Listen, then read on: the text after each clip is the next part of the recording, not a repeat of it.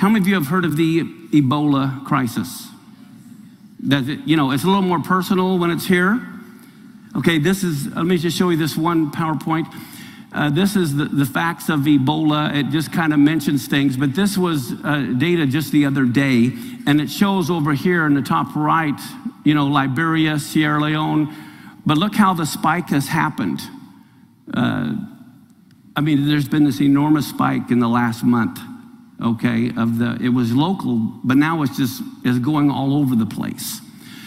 Now, the facts are it's transmitted by the beasts, okay? You got bats and monkeys, gorillas, chimpanzees, antelopes, pigs.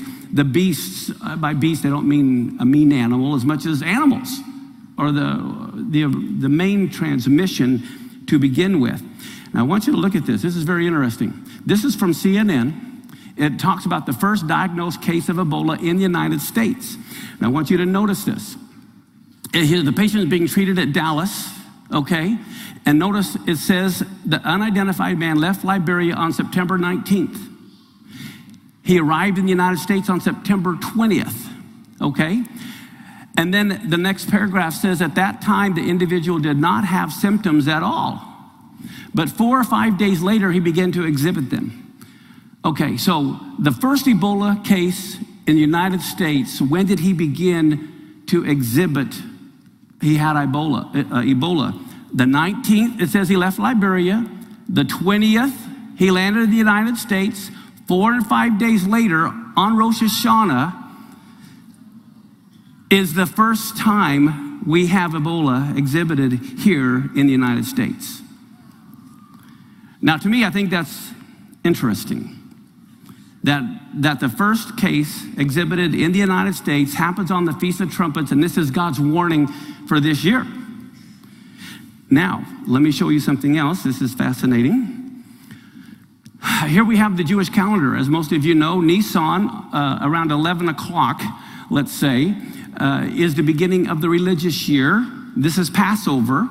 And you'll notice at the bottom it says Tishri, which is where we're at now, around 5 o'clock. You have Rosh Hashanah, Yom Kippur, Sukkot, Simchat Torah. Okay, well, how many of you know there were 10 plagues in the Exodus? Right? The 10th plague happened in Nisan, right? When the death of the firstborn, Passover, they leave. So let's go back.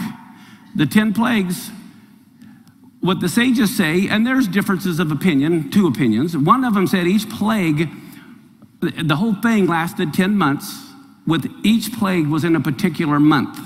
Okay, so like the plague that lasted 3 days of darkness didn't last a whole month. That's not what they're saying. They're saying it happened in that 9th month. Is everyone following me?